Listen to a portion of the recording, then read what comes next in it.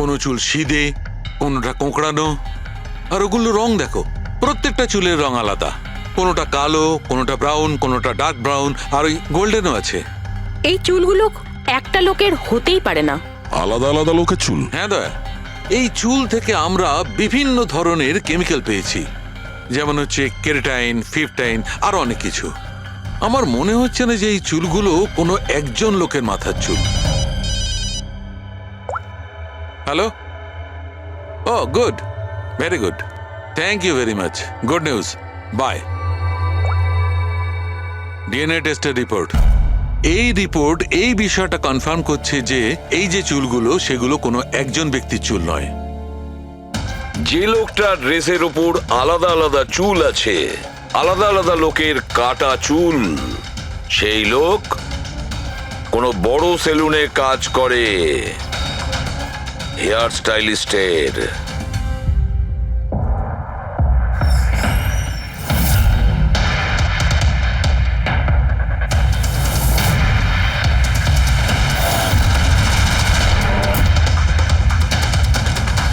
Sir, এ তো বিমল, আমাদের স্পায়ের star hair stylist. Sir, এখানে যেই আসুক না কেন সবাই ওর কাছেই হেয়ার স্টাইল করতে চাইতো। কিন্তু স্যার, এই কিছুদিন ধরেই হলো এই টাকা পয়সা নিয়ে ভীষণ চিন্তিত থাকতো। এর জুয়া খেলার খুব অভ্যাস ছিল। কিন্তু স্যার, এই খুন করবে এটা স্যার আমি একদম ভাবতেই পারছি না। যাই হোক, এখনো কোথায় আছে বলতে স্যার, পারবেন? একে এখন কোথায় পাবেন এটা আমি বলতে পারবো না, তবে কিছুদিন যাবত এখানেও কাজে আসছে না, আর না ও আমার ফোন তুলছে। আপনি ওর ফোন নাম্বার আর অ্যাড্রেসটা দিন আমাদের। হ্যাঁ স্যার, আমি এখনই আনছি।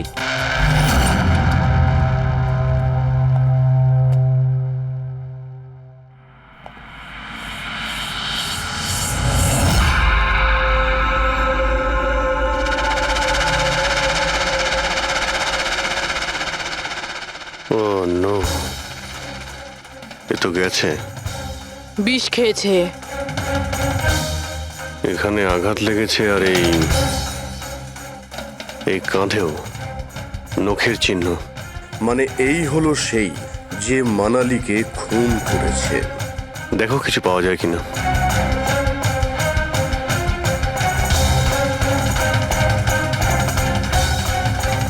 স্যার, হ্যাঁ, আমি বিমলের বাইকটা চেক করলাম স্যার। বাইকটার হ্যান্ডেলে শুকিয়ে যাওয়া রক্ত আর কাঁদালে আই এম শিওর স্যার এগুলো ওই বাড়িটার ব্যাকইয়ার্ড থেকেই লেগেছে।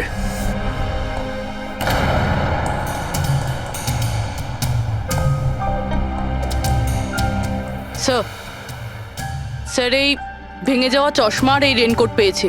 রেনকোটে রক্ত লেগে আছে।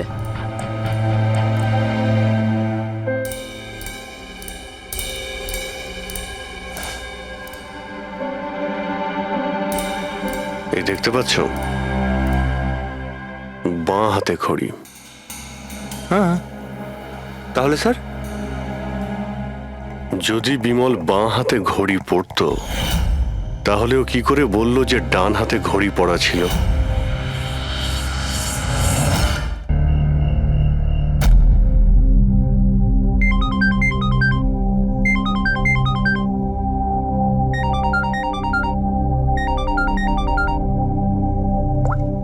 Hello hello Sarika, Sarika please তুমি নিজের ঘর থেকে বেরো আর কোথাও একটা লুকিয়ে পড়ো।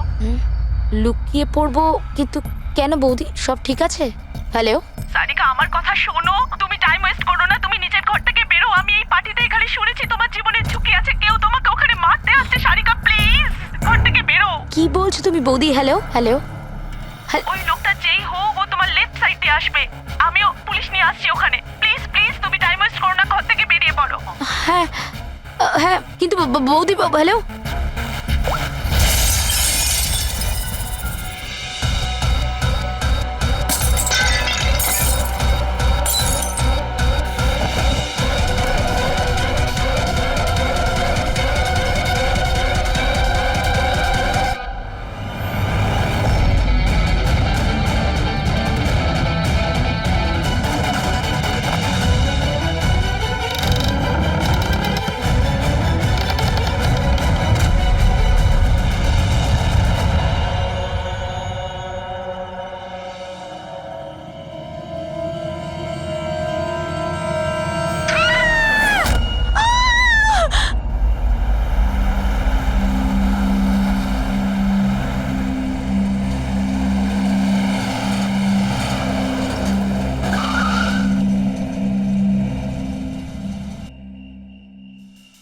এক তো না বলে চলে গেছে, আর ফোনও তুলছে না। আরে ভাই, এমন কেউ করে নাকি? আরে কমসে কম বলে যাওয়া তো দরকার ছিল। হয়তো কোনো প্রবলেম হবে এই জন্য ধরেনি। তুমি না সবসময় কাম অন, প্রবলেম তো আমাদের হয়েছে, অ্যাটলিস্ট আমাদের বলা দরকার ছিল ওর। আর না তো কি, একদম বাচ্চাদের মতো ব্যবহার, কারো চিন্তাই করে না। সি গাইস লিসেন, প্রথমে ঘরের ভেতর ঢুকে দেখি। এটাও তো হতে পারে যে ঘরের ভেতর রয়েছে। চলো চলো।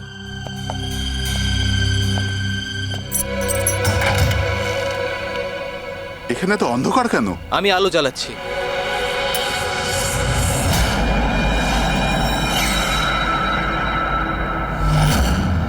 এসব কি? সারিকা, আমার আগে থেকেই মনে হচ্ছিল যে ওই মেয়েটার প্রাণের সংশয় আছে। এই কথাটা আমার হালকাভাবে নেওয়া উচিত হয়নি, ওদের ভরসা করাই উচিত হয়নি। তুমি এত কেন ভয় পাচ্ছ? হয়তো মেয়েটা ঠিকই আছে। তুমি জানো না অভিজিৎ, এই মেয়েটার এমন একটা রোগ আছে যার কারণে যে কোনো সময় ওর জীবন যেতে পারে। কেউ যা খুশি করতে পারে ওর সঙ্গে, কিন্তু ও জানতেই পারবে না। জানতে পারবে না? স্যার, ওকে ঘুমাতে আছে? না, কমায় না, একটা অদ্ভুত রোগ। আমিও এই রোগের ব্যাপারে আগে কখনো শুনিনি। একটা অসুস্থ মেয়েকে তার পরিবারের লোক মারতে কেন চাইবে? যতটা আমি ওদেরকে চিনেছি, আমার মনে হচ্ছে যে ওদের ভাবসাব খুব একটা সুবিধার নয়। সারিকার সঙ্গে আমার কয়েকদিন আগেই দেখা হয়। একদিন আমি অফিস থেকে যখন বাড়ি যাচ্ছিলাম,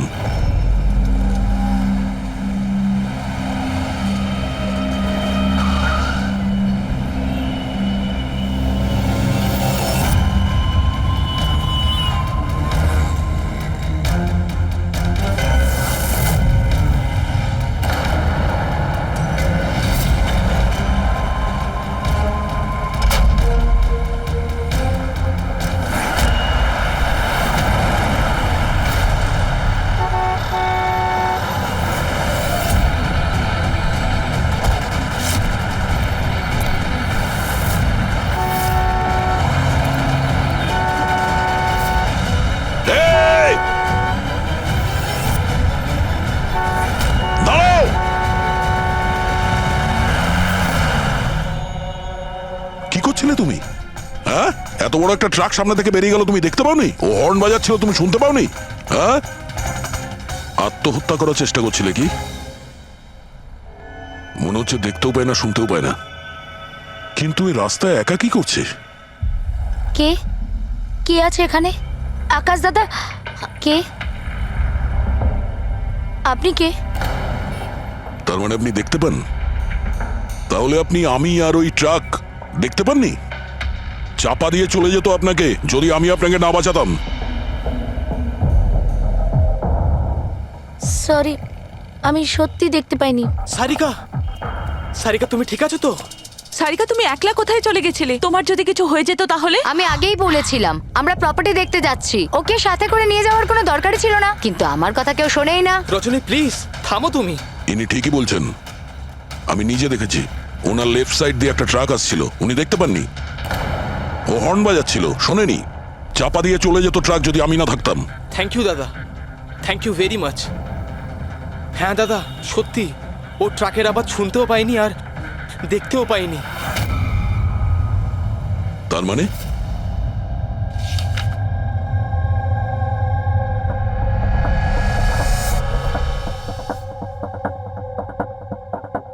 এইসব আপনি, মানে আপনার শুধু জিনিস আর সবার এই ডান দিকটা নজরে আসে না, শুধু বাঁ দিকটা নজরে আসে?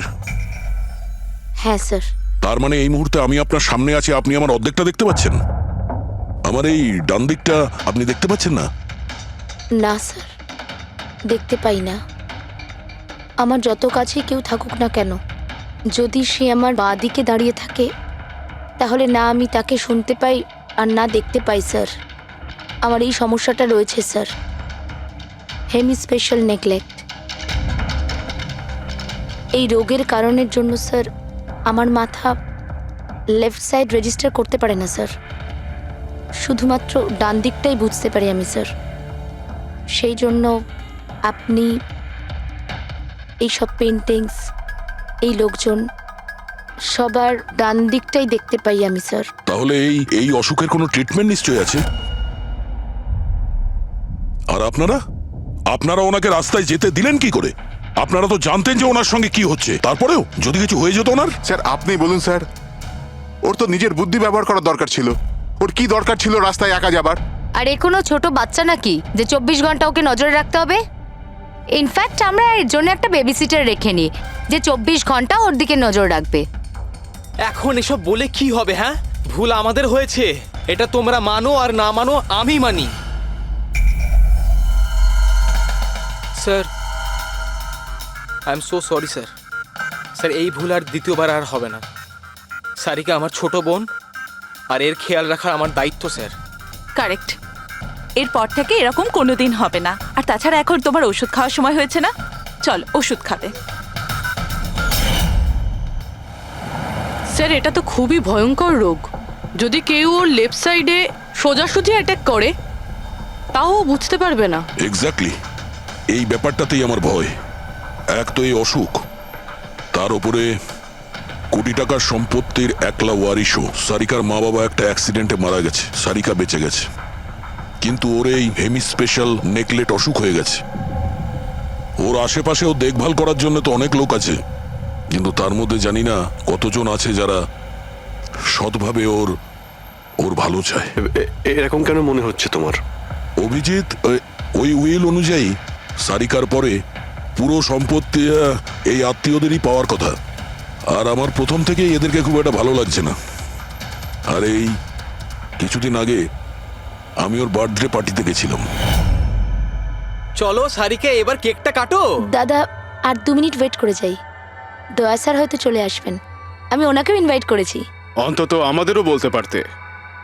আরে কে কি বললো না ভাই? Oh I am so sorry, আসতে একটু দেরি হয়ে গেল। Many many happy returns of the day, happy birthday. I will take it, দাও।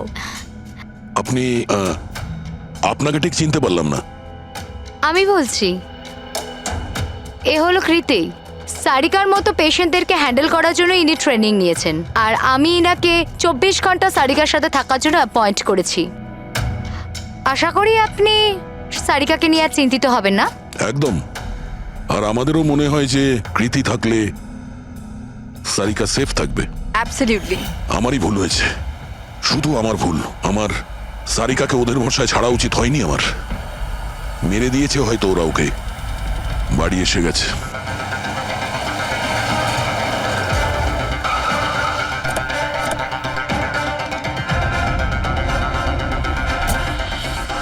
কোথায় ও? হ্যাঁ, কি করেছো তোমরা ওর সাথে? স্যার আমরা তো জানি না কি হয়েছে, আমরা তো কিছুই করিনি স্যার। এক মিনিট, কি হয়েছে কি এখানে? স্যার, ড্রয়িং রুমের অবস্থা দেখে আমরা এতটাই ভয় পেয়ে গেছি যে আমরা ভিতরে যাইনি। আগে এটা বলো, সারিকা কোথায়? স্যার, আমরা কিচ্ছু জানি না, আমরা কিচ্ছু দেখিনি। স্যার, আমরা এইসব দেখে ঘাবড়ে গিয়েছিলাম আর সোজা আপনাকে ফোন করেছিলাম। ঠিক আছে, আমরা দেখে নিচ্ছি। পঙ্কজ, এদের সবার স্টেটমেন্ট রেকর্ড করো, আর কাউকে ভিতরে আসতে দেবে না।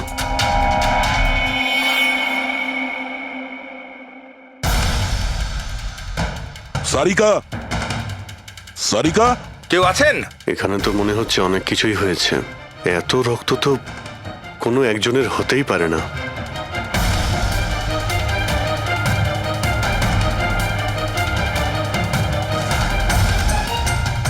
স্যার, হ্যাঁ স্যার এই দেখুন, কেউ লুটপাট করার জন্য ঢুকেছিল কিন্তু টাকা নিয়ে বেরোতে পারেনি। যেই ওকে বাধা দেওয়ার চেষ্টা করেছিল তার উপরেই আক্রমণ করে। স্যার, লাশ। সারিকা?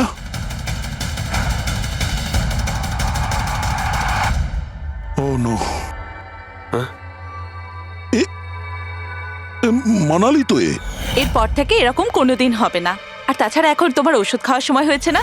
সারিকার ছোট বৌদি, জয়ন্ত স্ত্রী। তাহলে ও কোথায় আছে?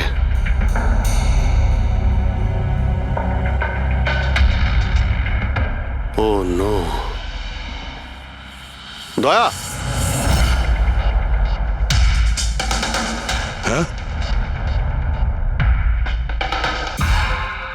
এ হলো কৃতি। সারিকার মতো পেশেন্টদেরকে হ্যান্ডেল করার জন্য ইনি ট্রেনিং নিয়েছেন। এটা তো কৃতি। তুমি চেনো? হ্যাঁ। কৃতি? স্যার, পালস চলছে, এখনো বেঁচে আছে। এ সারিকার রুমের বাইরে? সারিকা, সারিকা, ফ্রেডি, এক্ষুনি অ্যাম্বুলেন্সের ব্যবস্থা করো, একে হসপিটালে পাঠাতে হবে। সারিকা, সারিকা,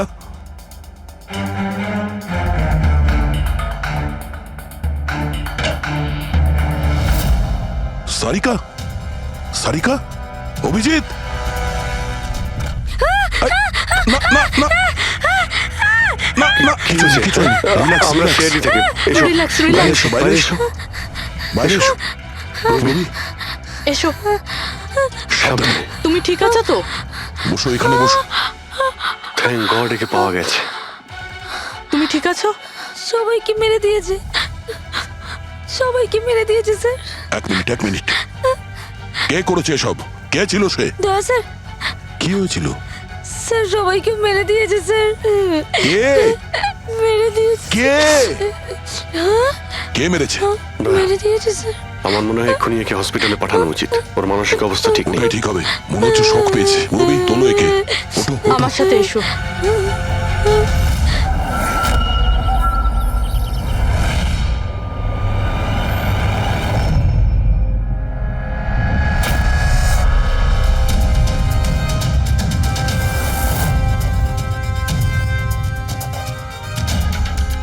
স্যার আপনি আমাকে ঘরে কেন যেতে দিচ্ছেন না? আমার বউ খুন হয়েছে। স্যার প্লিজ, স্যার প্লিজ, আমি একবার দেখতে চাই, শুধু একবার। মিস্টার জয়ন্ত, আপনার স্ত্রীর খুন হওয়ার জন্য আমরা খুব দুঃখিত, কিন্তু আমরা আপনাদেরকে ভেতরে যেতে দিতে পারি না।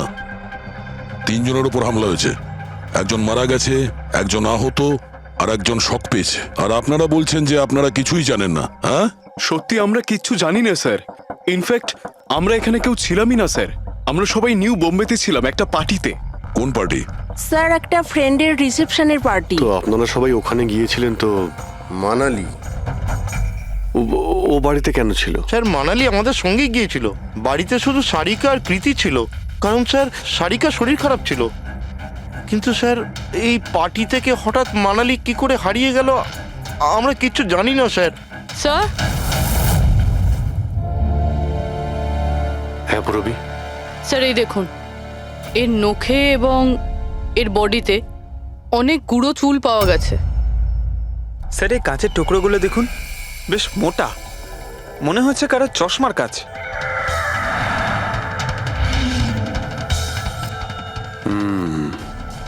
চশমারই মনে হচ্ছে।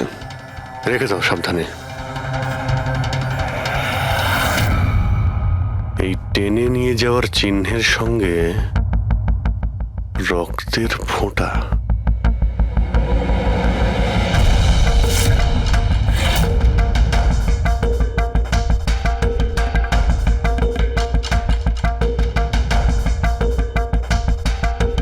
এখানে এতটা রক্ত,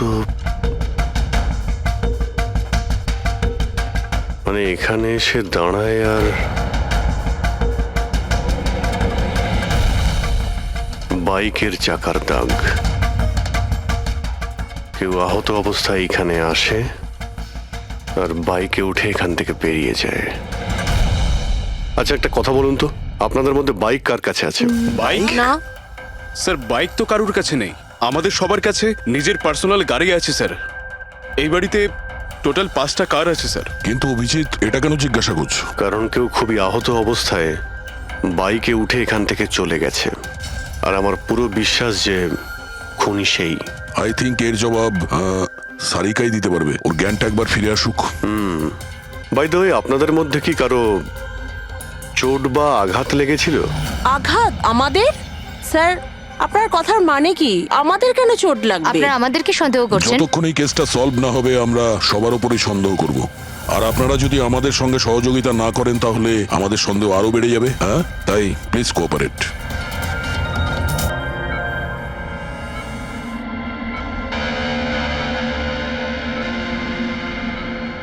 সারিকা,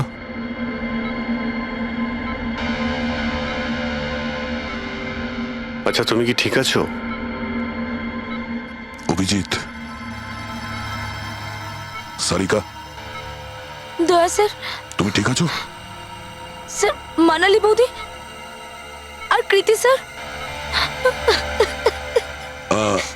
কৃতি ঠিক আছে, কিন্তু মানালি মারা গেছে। সামলে কৃতি।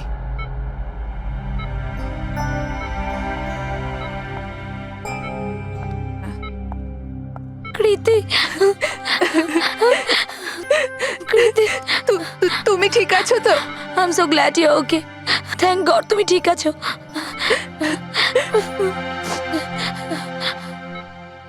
আচ্ছা, কাল এক্স্যাক্টলি কি হয়েছিল তুমি বলতে পারবে?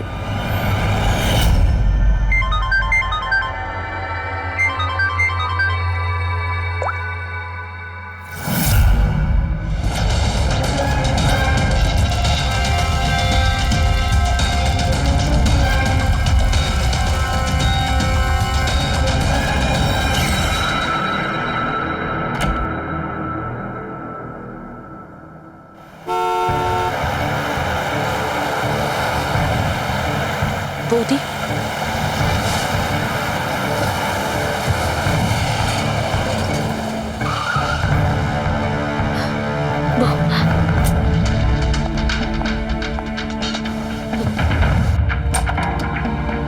সারিকা,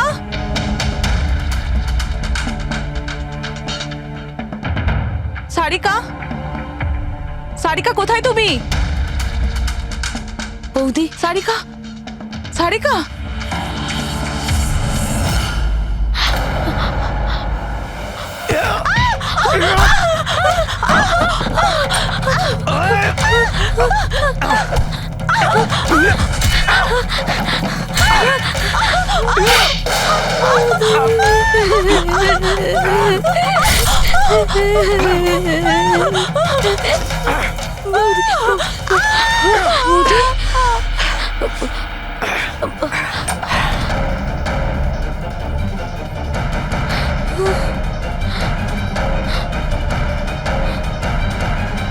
কৃতি, কৃতি, কৃতি।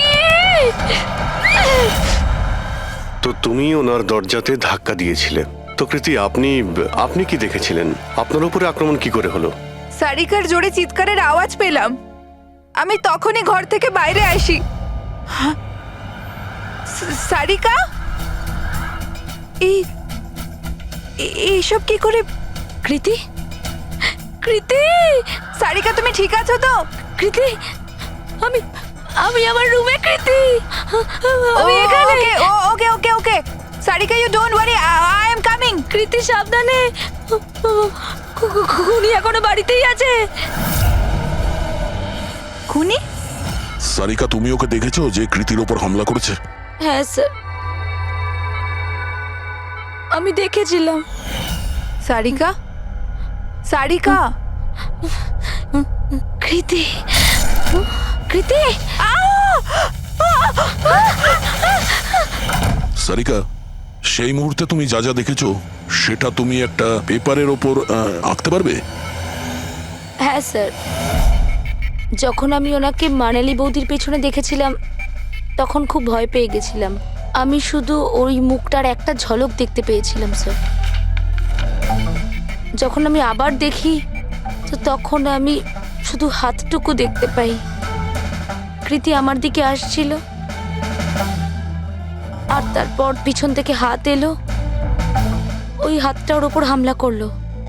লোকটা রেনকোট পরেছিল আর গ্লাভস আর একটা বড় চকমকি ঘড়ি, এই যে একেবারে সেরকমই হুবহু যেমনটা আমি দেখতে পেয়েছিলাম।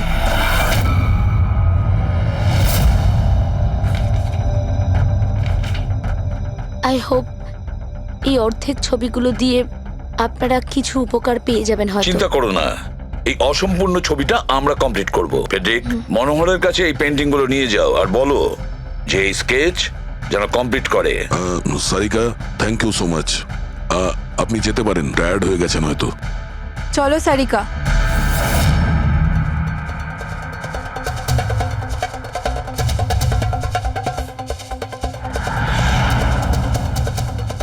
এই লোকটাকে তো আগে কখনো দেখিনি স্যার। হতে পারে শুধু এই কাজের জন্যই হায়ার করা হয়েছিল। আর ঠিক সময়ে মানালি ওর প্ল্যানটা ভেস্তে দিল। খুব মন দিয়ে দেখো এই স্কেচটা। এটা সেই লোকটার ছবি যে মানালিকে খুন করেছিল। আপনারা কি একে কোনোদিন দেখেছেন? আমি তো বুঝতেই পারছি না আমাদের কেন সন্দেহ করা হচ্ছে। এক্স্যাক্টলি, আমরা সবাই সারিকার আপনজন, আর আজ আমরা বিজনেসের সব কাজ ছেড়ে এখানে এসেছি শুধুমাত্র সারিকার জন্য, আর আপনাদের মনে হচ্ছে আমরা ওকে মারতে চাইছি। স্যার যে মারা গেছে ও আমার বউ স্যার, আর সারিকা আমার বোনের মতো। স্যার আমি যখন খুব ছোট ছিলাম আমার বাবা মা মারা গিয়েছিল। সারিকার বাবা মাই আমাকে আদর যত্ন করে বড় করে তুলেছে। আমি আজ যা কিছু হয়েছি ওনাদের দুজনের জন্যই হয়েছি। আর স্যার আমি সারিকাকে আমার নিজের প্রাণের চেয়েও বেশি ভালোবাসি। এক্স্যাক্টলি, এক তো আমরা ওর জন্য নার্স রাখলাম, আর আপনারা সবাই আমাদেরকেই সন্দেহ করছেন। হ্যাঁ, সন্দেহ করছি তোমাদের সবাইকে। আমি নিজের চোখে দেখেছি কতটা ভালোবাসো তোমরা ওকে। আপনারা সবাই ভালোভাবেই জানেন যদি ওই বেচারির কিছু হয় তাহলে ওর কয়েকশো কোটি টাকার সম্পত্তির তোমাদের সবার মধ্যে ভাগ হবে।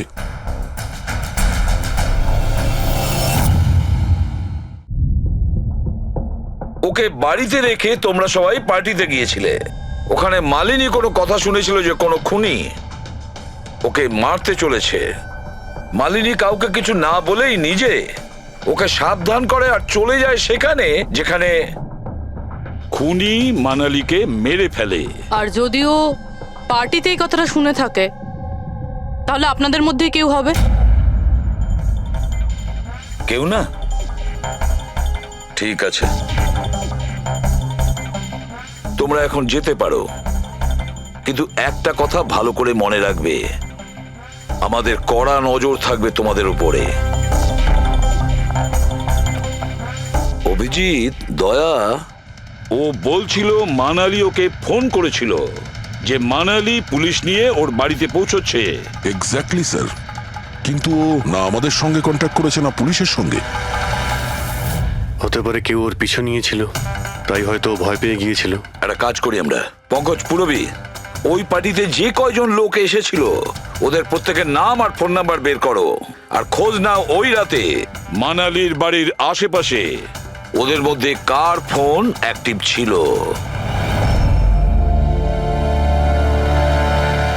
স্যার, হ্যাঁ স্যার ওই রাতে ওখানে 250 লোক ছিল, কিন্তু স্যার একজন হচ্ছে ঈশান। ওই রাত্রেও পার্টিতে ছিল, আর ওখান থেকে ও সারিকার বাড়ির দিকে গেল যখন মানালি পার্টি ছেড়ে গেল। আর ফোন ওখানেই বন্ধ হয়ে যায় ওদের বাড়িতে। স্যার আর একটা আজব ঘটনা ঘটেছে। মানালি সেই রাতে ওই বাড়িতে ফোন করেইনি, বরং সেখান থেকে ব্যান্ড্রায় গিয়েছিল কোয়াড্রাম, আর তারপর থেকে ফোনটা সুইচড অফ। মানালির সেল ফোন তোর কাছেই ছিল ওই ক্রাইম সিনে।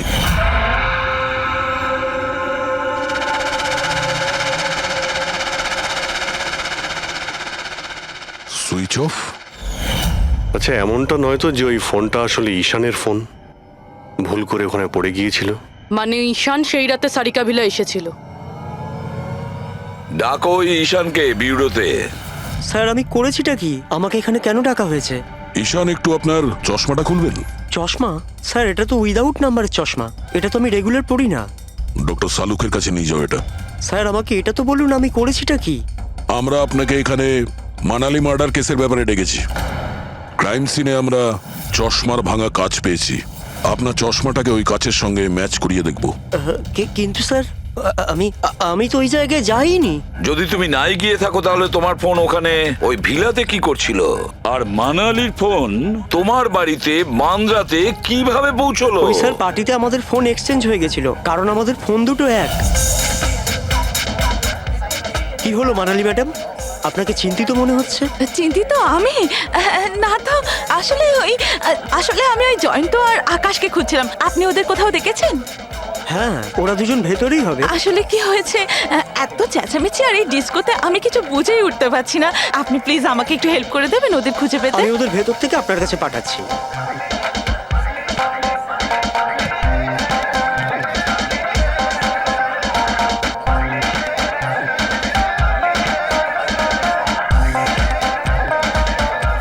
মানালি? ঈশান, তুমি তো বলছিলে মানালি খুঁজছে আমাদের। কোথায় মানালি? আরে এক্ষুনি তো এখানেই ছিলেন মানালি, কি জানি কোথায় চলে গেলেন। ওই দিকটা কি দেখি, চলো। স্যার আমার ফোন সুইচ অফ ছিল, এই জন্য আমি মানালিকে বলতে পারি। সেই কারণে মানালি পুলিশকে ফোন করতে পারেনি। স্যার আমাকে বিশ্বাস করুন, আমি খুন করিনি। খুনি না হলেও খুনির সঙ্গী তো হতে পারো, যে ওখানে ওই পার্টিতে উপস্থিত ছিল। তুমি পার্টিতে মালিনীর সমস্ত কথা শোনো, আর যখনই মানালি ওখান থেকে বেরোয় তুমি মানালির পিছু নাও। কোনো কায়দা করে তুমি মানালির ফোন তোমার বাড়ি ব্যান্দ্রাতে পাঠিয়ে দিলে, আর ওখানে পাওয়া চশমার কাঁচের টুকরো, আমাদের সন্দেহ ওটা তোমার চশমার রিপোর্ট তো আমরা পেয়েই যাব আমাদের ফরেন্সিক ল্যাব থেকে। ঈশান শুধু ঈশানের কাছে কোনো কারণ নেই, কিন্তু সবার কাছেই কোনো না কোনো কারণ আছে সারিকাকে মারার জন্য। দিয়া আর অভয়, এদের দুজনের তো টাকার খুব প্রয়োজন ছিল, হতে পারে এরা দুজন করেছে। আর এদের প্রত্যেকের কাছে একটাই অজুহাত আছে যে ওরা রিসেপশনের পার্টিতে ছিল। স্যার এরা সবাই ওই রিসেপশন পার্টিতে প্রেজেন্ট ছিল, কিন্তু কোনো একজন খুনিকে ফোন করে সারিকা ভিলায় যেতে বলেছিল লেফট দিয়ে, যাতে সারিকা কিছু বুঝতে না পারে। তারপর সারিকাকে মারবে, কৃতিকে মারবে, আর সবাই ভাববে দেখে যেন মনে হয় চুরি করার উদ্দেশ্যে খুনটা হয়েছে। আর এই সব কিছুই মালিনী শুনে ফেলে।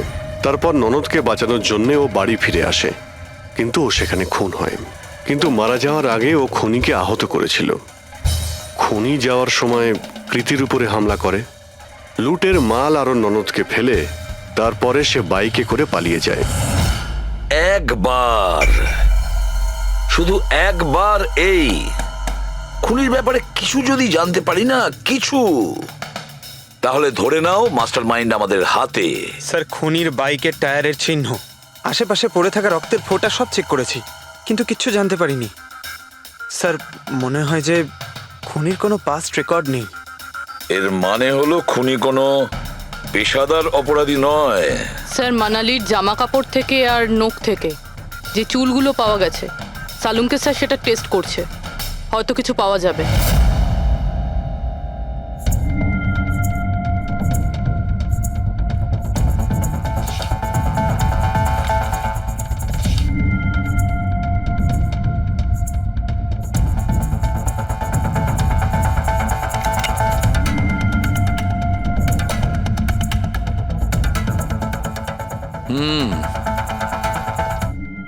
আমার আন্দাজ একদম ঠিক ছিল। এবার শুধু ডিএনএ রিপোর্টটা দরকার। হ্যাঁ সালুকে বস, হ্যাঁ একটা কথা ঠিক যে ঈশান খুনি নয়, কারণ ক্রাইম স্পট থেকে এই যে চশমার লেন্সের ভাঙা টুকরো পাওয়া গেছে, এইগুলো ঈশানের চশমার সঙ্গে ম্যাচ করছে না।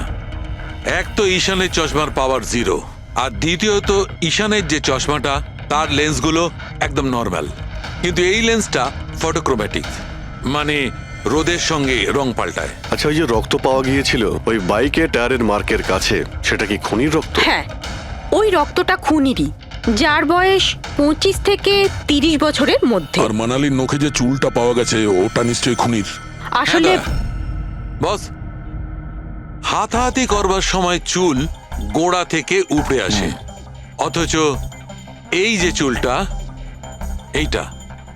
এটা উপড়ে আসেনি, কাটা হয়েছে।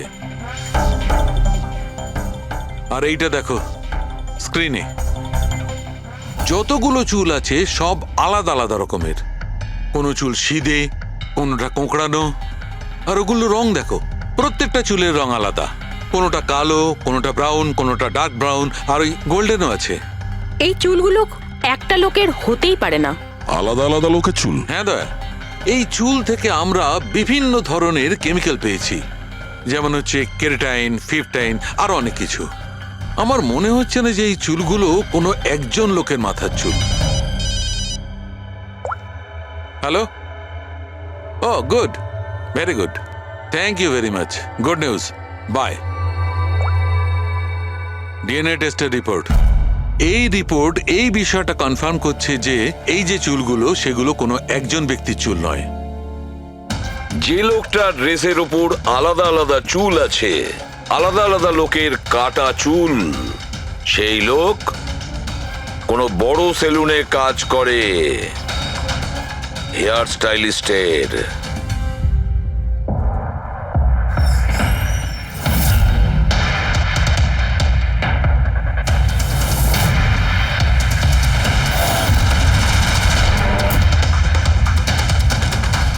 স্যার এ তো বিমল, আমাদের স্পায়ের স্টার হেয়ার স্টাইলিস্ট।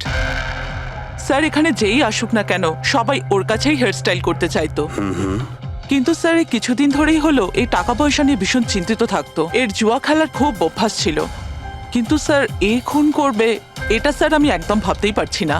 যাই হোক, এখনো কোথায় আছে বলতে স্যার পারবেন? একে এখন কোথায় পাবেন এটা আমি বলতে পারবো না, তবে কিছুদিন যাবত এখানেও কাজে আসছে না, আর নাও ও আমার ফোন তুলছে। আপনি ওর ফোন নাম্বার আর অ্যাড্রেসটা দিন আমাদের। হ্যাঁ স্যার, আমি এখনই আনছি।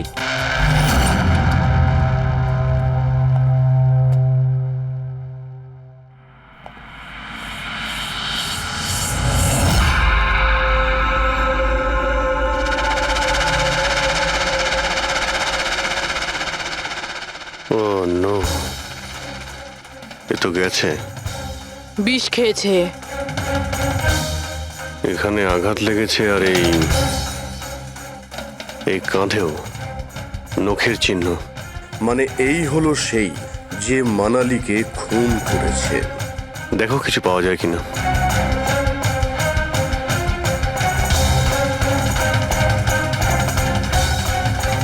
স্যার, হ্যাঁ, আমি বিমলের বাইকটা চেক করলাম স্যার। বাইকটার হ্যান্ডেলে শুকিয়ে যাওয়া রক্ত আর কাঁদালে আই এম শিওর স্যার এগুলো ওই বাড়িটার ব্যাকইয়ার্ড থেকেই লেগেছে।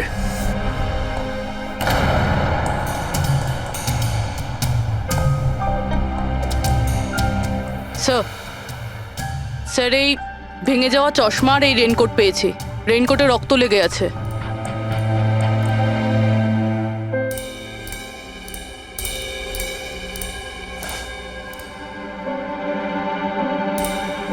এই দেখতে পাচ্ছ, বাঁ হাতে ঘড়ি। হ্যাঁ, তাহলে স্যার যদি বিমল বাঁ হাতে ঘড়ি পরতো তাহলে ও কি করে বলল যে ডান হাতে ঘড়ি পরা ছিল? ওই রাতে পার্টিতে মানালি কেউ সারিকাকে খুন করবে সেই আলোচনা শুনে ফেলে, আর তখন মানালি ঈশানের কাছে সাহায্য চায়। ওকে বলে যে জয়ন্ত আর আকাশকে ওখানে পাঠিয়ে দিতে। এর মানে আকাশ আর জয়ন্ত দুজনেই নির্দোষ। বাকি রইল এই তিনজন, রজনী, অভয় আর দিয়া। ওই খুনের মাস্টারমাইন্ড এই তিনজনের মধ্যেই কেউ হবে। আচ্ছা স্যার, ওই কলের অন্যদিকে কে ছিল?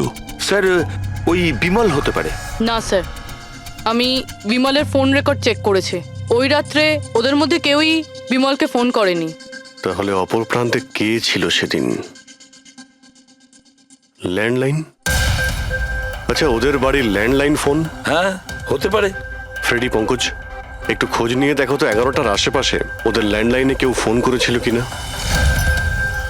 ওই মেয়েটার কথা অনুযায়ী খুনি ডান হাতে ঘড়ি পড়েছিল, যেখানে বিমল বাঁ হাতে ঘড়ি পড়েছিল।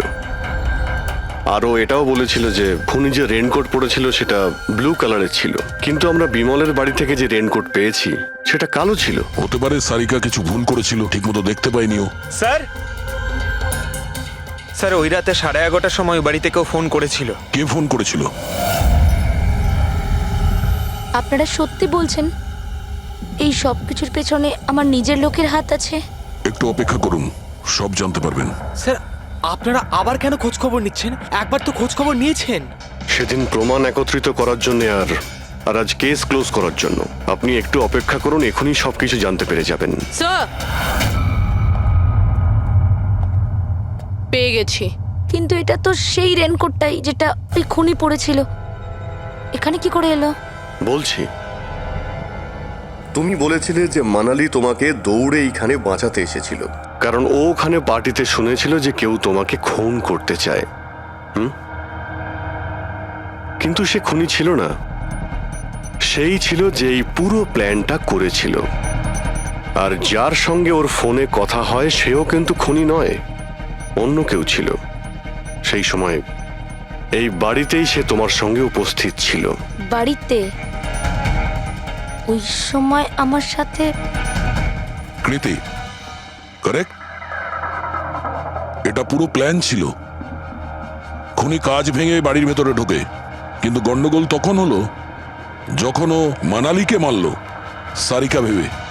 মানালি তো মারা গেল, কিন্তু মরার আগে ও খুনিকে এতটাই আহত করে দিয়েছিল যে খুনি এখানে সারিকাকে মারার জন্য দাঁড়ায়নি, পালিয়ে গেছে। স্যার স্যার এক মিনিট, যদি খুনি পালিয়ে গেল তাহলে কৃতিকে কে মারলো? কারণ সারিকা নিজের চোখে কৃতির ওপর হামলা হতে দেখেছে। হ্যাঁ, আমি দেখেছিলাম ওই হাতটা এলো আর ও কৃতির ওপর হামলা করেছিল। হামলা তো হয়েছে, কিন্তু করলোটা কে?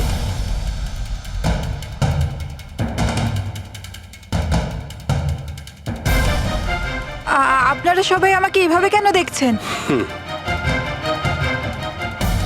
এর উত্তর তো শুধু তুমিই দিতে পারবে কৃতি। ও রাত ঠিক 10:30টার সময় শুয়ে পড়েছিল। আর মানালি কাউকে ফোনে কথা বলতে শুনেছিল রাত 11:10 আর সেই ফোনটা এসেছিল এই বাড়ির ল্যান্ডলাইনে। কে রিসিভ করেছিল সেই কলটা? যদি আমরা এটা মেনেও নিই যে বিমল তোমার ওপর হামলা করেছে, তাহলে ও তোমাকে বাঁচিয়ে রাখলো কেন? ও মানালিকে এত নৃশংসভাবে মারলো, আর তোমাকে শুধু এই একটা আঘাত কেন? ও সারিকাকে কেন মারলো না? আর এই চুরি করা টাকা ছেড়ে পালালো কেন? আর সব থেকে বড় প্রশ্ন, ও খুনিকে এই ব্লু কালারের জ্যাকেট পরে থাকতে কি করে দেখলো? কি করে দেখলো সেই ঘড়িটা যা বিমল লেফট হ্যান্ডে পড়তো, রাইট হ্যান্ডে নয়? বিমলের রেইনকোটের কালার ছিল ব্ল্যাক।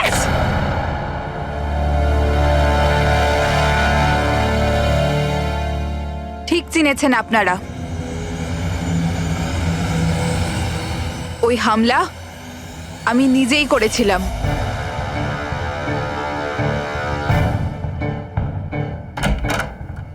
সারিকা, সারিকা কোথায় তুমি? মানালি এখানে এই সময়? Sarika,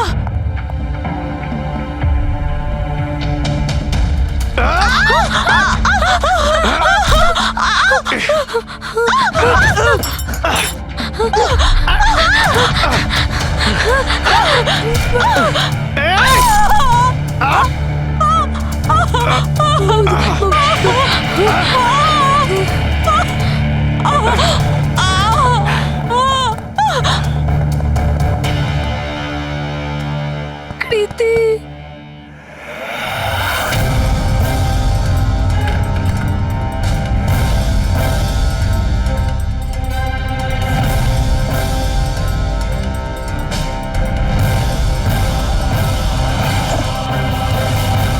I am coming, Sarika, don't worry.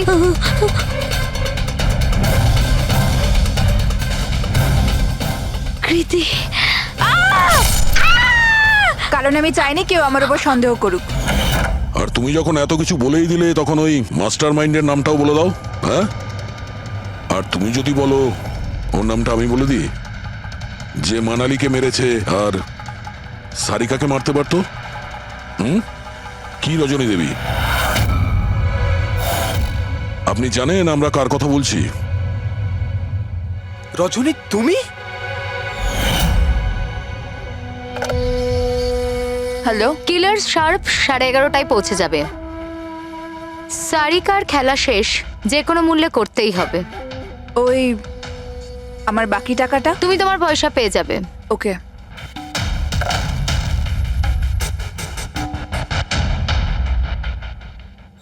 রজনী, তোমার জন্য আমি আমার বউকে... আমার পয়সার দরকার ছিল।